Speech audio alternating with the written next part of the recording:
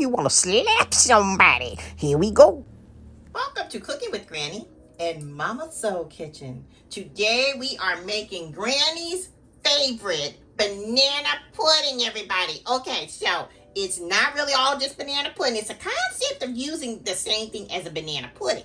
Now, let me go ahead and give you a few secrets. Did you know that you could use your Jello pudding, vanilla pudding, in a blender?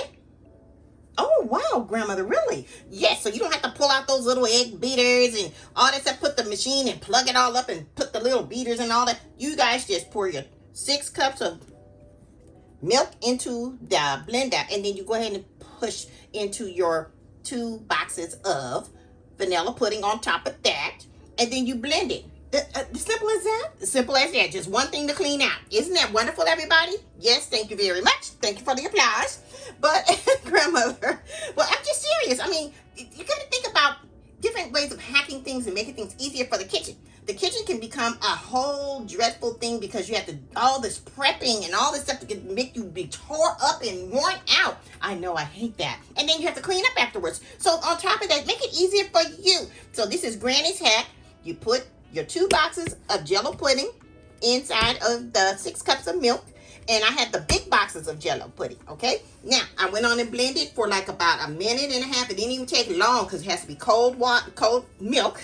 And that's how it forms into your pudding. Let's go ahead and look at that. Look at that. Isn't that beautiful, everybody? Okay, so anyway, so how are we going to do our chestnuts? We're going to do our cookies. We're not going to do the regular vanilla wafer cookies.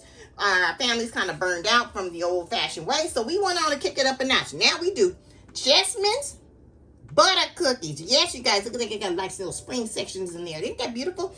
Okay, lemon Oreo cookies. Now, don't frown up. Don't look funny style. Y'all know that this is going to be flavor.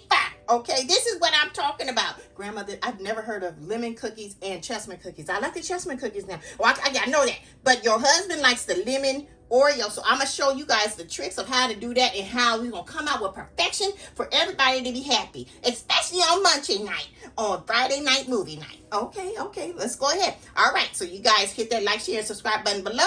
And we're going to show you part 2 of how we finesse this. You guys have a wonderful day, and thank you for following us at Mama Soul Kitchen, and follow us on YouTube.